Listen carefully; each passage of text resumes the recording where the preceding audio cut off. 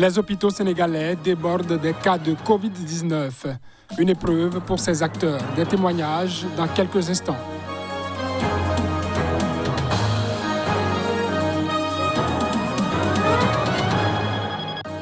Ibrahim Zakzaki est désormais libre. Le dirigeant de la minorité chiite était en prison au Nigeria depuis plus de 5 ans.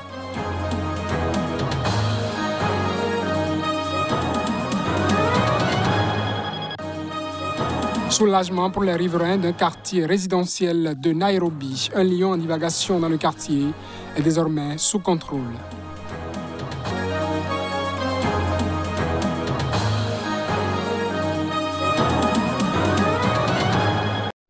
Bonsoir à toutes et à tous et bienvenue à ce journal. Les appels lancés par l'Union africaine, les Nations unies ou l'Union européenne n'ont rien changé à la situation de l'ancien président de transition au Mali, notamment Ban Dao, et son dernier Premier ministre Mokhtar Ouane. Toujours en résidence surveillée à Bamako, leur avocat se plaint de ne pas pouvoir les rencontrer. Reportage. Le 26 juillet, Maître Mamadou Ismaïla Konaté s'est présenté au domicile respectif de Ban Dao et Mokhtar Ouane à Bamako.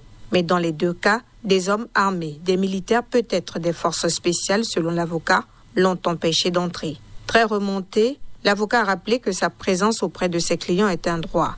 Jusqu'ici, Maître Konaté, Ban Dao et Mokhtar Ouane ont échangé à distance.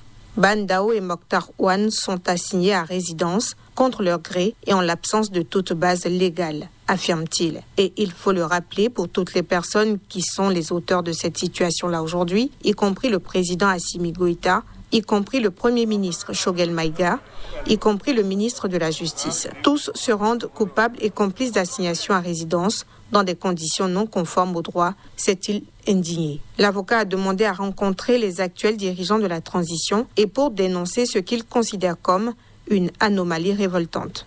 Maître Konaté a indiqué d'ailleurs avoir saisi le bâtonnier de l'Ordre des avocats du Mali pour lui signifier officiellement ce dernier événement. Mais avant, il avait déposé une requête auprès de la CEDEAO, l'instance régionale, pour obtenir la libération de l'ancien président et de l'ancien Premier ministre. L'avocat envisage enfin de porter plainte au pénal contre les auteurs des arrestations et des assignations à résidence de ses clients ou encore de saisir les institutions des Nations unies. Derrière les barreaux, depuis plus de 5 ans, le dirigeant de la minorité chiite du Nigeria, Ibrahim Zakzaki, et sa femme, accusés de meurtre, ont été relaxés mercredi par le tribunal de Kaduna. Ils ont donc retrouvé leur liberté. Le tribunal de Kaduna a relaxé et acquitté le Tchèque Ibrahim Zakzaki et sa femme de toutes les accusations portées contre eux. Ils ont été libérés, a déclaré l'un de leurs avocats, Sado Garba. Nous allons certainement demander des dommages et intérêts au gouvernement de l'État de Kaduna pour toutes les privations et les souffrances subies par notre client. Le dirigeant chiite et sa femme doivent maintenant rentrer chez eux, se reposer et répondre à leurs besoins médicaux urgents, a-t-il poursuivi. Fondateur du mouvement islamiste du Nigeria, Ibrahim Zakzaki était détenu avec son épouse Sena Ibrahim depuis décembre 2015 après que des violences eurent éclaté pendant une procession religieuse. L'armée avait tiré faisant plus de 350 morts pour la plupart des chiites non armés selon des organisations de défense des droits de l'homme. Zakzaki et sa femme étaient notamment accusés du meurtre d'un soldat lors de ces manifestations. Fin 2016, un tribunal fédéral avait jugé illégale la détention du chef religieux et ordonné sa libération. Mais cette décision n'avait jamais été exécutée. Le mouvement islamiste du Nigeria, apparu comme un mouvement étudiant en 1978, avant de se muer en groupe révolutionnaire, est aujourd'hui encore proche de Téhéran et suscite une grande hostilité au Nigeria, où l'élite musulmane sunnite ne cache pas ses affinités avec l'Arabie saoudite. Les manifestations du groupe sont régulièrement matées dans le sang. Jusque-là, relativement épargné par l'épidémie de coronavirus, le Sénégal fait désormais face à une explosion des cas liés à la propagation du variant Delta. À Dakar, le système de santé est sous forte tension alors que les lits d'hôpitaux dédiés aux patients atteints de Covid-19 sont pleins et que le personnel de santé est au bord de la rupture. Je vous invite à suivre quelques extraits d'acteurs au cœur de la riposte. Nos capacités d'accueil sont actuellement au maximum.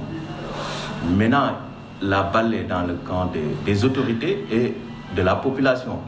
Il faut que les mesures barrières et la vaccination se fassent et que les autorités aussi décident de quelle stratégie faut faire pour faire face à cette pandémie. D'autres malades qui sont aux urgences, qui sont là-bas aussi, peut-être qui n'ont pas encore fait le test pour qu'on puisse savoir. Mais ça, on les met dans le lot global des malades qui viennent aux urgences. Mais le constat, c'est qu'aujourd'hui aussi, aux urgences, on reçoit beaucoup de malades. Et souvent, il y en a beaucoup aussi qui se révèlent après être des malades de Covid.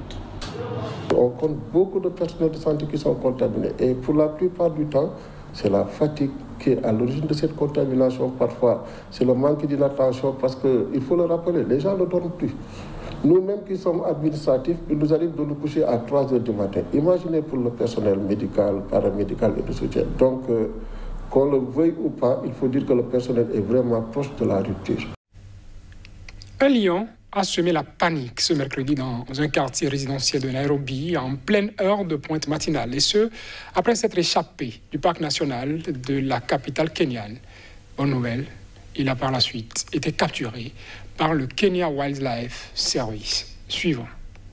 Le Kenya Wildlife Service, organe public de gestion de la faune, a capturé un lion qui a semé la panique après s'être éloigné du parc national de Nairobi pour se retrouver dans un quartier bondé à l'heure de pointe, au sud de la capitale kenyane. Le jeune mâle avait été vu par des résidents paniqués dans un fossé à Ongataronga, une zone résidentielle du sud de la ville qui borde le parc. Le Kenya Wildlife Service est intervenu sur place où une foule s'était rassemblée pour observer l'animal. Dans un communiqué, l'organe public de gestion de la faune a déclaré que le lion a pu être touché par une flèche, immobilisé et transféré en sécurité vers les structures vétérinaires pour l'observer et lui mettre un collier avant qu'il ne soit relâché dans le parc. La panique que ce lion a causée était énorme. Les enfants sont allés en retard à l'école, de même que les gens à leur travail, a réagi Roselyne Wangare, une étudiante. Le parc national de Nairobi est partiellement entouré de clôtures électriques, mais pas complètement, ce qui permet la migration traditionnelle d'animaux à la recherche de pâturage. Il n'est qu'à 7 km du centre de Nairobi et ce n'est pas la première fois que des animaux errent dans cette ville de plus de 4 millions d'habitants. La présidence tunisienne a limogé mercredi le président directeur général de la chaîne de télévision nationale après qu'un dirigeant, un militant et une représentante du syndicat des journalistes se sont vus brièvement interdire l'accès à la chaîne et devraient intervenir dans une émission. La suspension du PDG de la chaîne nationale en Tunisie intervient 3 jours après la prise de pouvoir du président Kaïs Saïed, qui a entraîné des craintes sur le respect des libertés dans la jeune démocratie, notamment après la fermeture des bureaux de la chaîne qatari Al Jazeera. La journaliste Amira Mohamed, vice-présidente du syndicat des journalistes, a indiqué être restée bloquée à l'entrée de la chaîne Watania par un agent de sécurité qui attendait l'autorisation de la direction de la télévision lui permettant d'y entrer. Un militant des droits de l'homme a également été interdit d'accès au siège de la télévision, a informé que le PDG de la chaîne a avancé à avoir des instructions d'un responsable militaire de ne pas laisser d'invités entrer. Le ministre de la Défense et la présidence de la République ont affirmé qu'ils n'avaient donné aucune instruction dans ce sens. Quelques heures plus tard, c'est le président de la chaîne, Lassad Daesh, accusé d'avoir tenté de semer le trouble en limitant l'accès de la chaîne qui a été limogé. Il a été remplacé par Awatef Dali, une journaliste qui a déjà occupé ce poste par intérim. Le président Kaïs Saïed, qui a suspendu le Parlement pendant 30 jours et limogé le Premier ministre, a assuré qu'il était attaché aux libertés publiques et ferait en sorte de les protéger. La doyenne des actrices du Niger, Zalika Souley, est décédée ce mardi à Niamey à l'âge de 74 ans des suites d'une longue maladie. La nouvelle a été annoncée par ses proches dans un communiqué. La défunte, née en 1947 à Niamey, sur les rives du fleuve Niger, a été inhumée ce mercredi après-midi. Zalika Soulé a été donc attirée toute jeune par le cinéma, devenant la première actrice professionnelle du 7e art. Au milieu des années 60, elle se lance dans le cinéma encore embryonnaire au Niger, s'attirant les critiques de son entourage. Le cinéaste nigérien Mustapha Alassane lui confie son premier rôle dans Le Retour d'un aventurier. Dans ce western africain, la belle jeune femme apparaît montée sur un cheval, habillée en cow-boy et pistolet au poing. Très vite, elle est sollicitée par de nombreux réalisateurs. Oumarou Ganda la dirige dans Le Oiseau polygame. Zalika Soulé incarne une femme ivre de jalousie qui assassine par erreur une demoiselle d'honneur en voulant abattre la nouvelle épouse de son mari. Zalika Soulé tourne ensuite sous la direction de Mustapha Diop ou de Djengaré.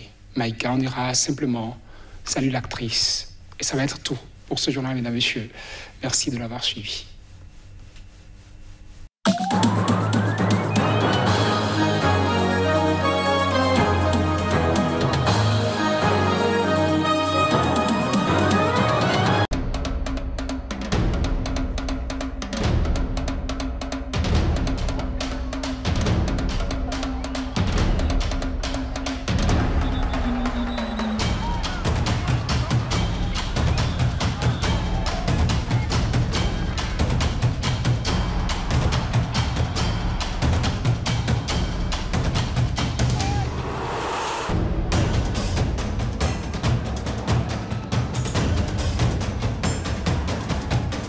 If they want to get you, they'll get you.